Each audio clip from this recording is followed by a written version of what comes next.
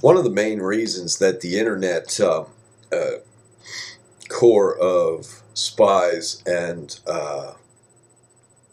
Homeland Security cops is in place is not only to spy on the internet but also to create evidence. And I have actually seen this term used. If you study what they call cybersecurity and things like that, you'll see that they not only they create evidence and they create cases against people.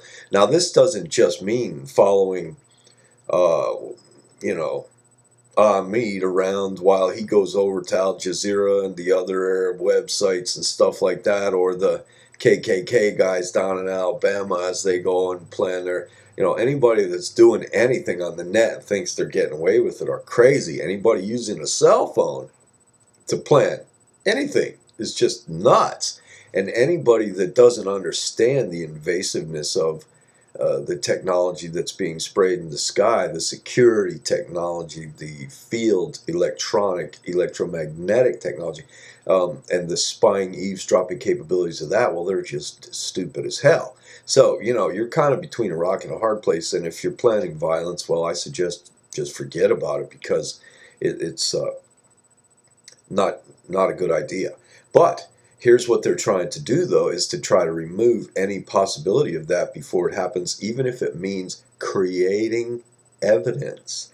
And this means that if they can get on your hard drive to spy on what's on your hard drive, and that's been proven over and over again, they can also plant things on your hard drive that only they can access, and they come in, they get your hard drive, and you've just been going around to the independent medias or reading Google News or doing your business on eBay or whatever. And the next thing you know, they have your hard drive.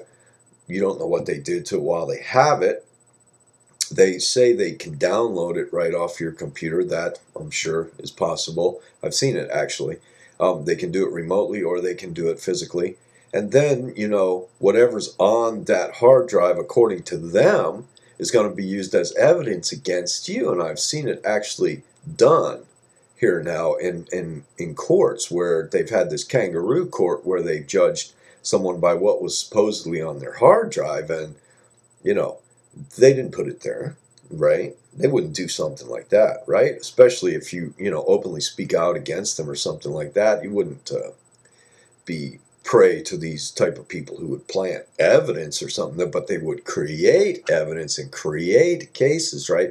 So this is something to think about. You really need to understand the people you're dealing with and do everything possible to upset the apple cart, to try to keep them from getting any further power. Start looking up in the sky, seeing the technology that's being used against you. It's not just an invasive spy technology and eavesdropping. It's also mass druggings. It's also affecting your health.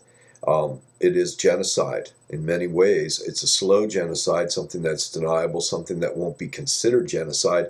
But in 20 years, people that are 10 years dead will be beans on a spreadsheet somewhere that they can say, okay, this is this much natural resources that we didn't use. This is this much gasoline, this is this much food.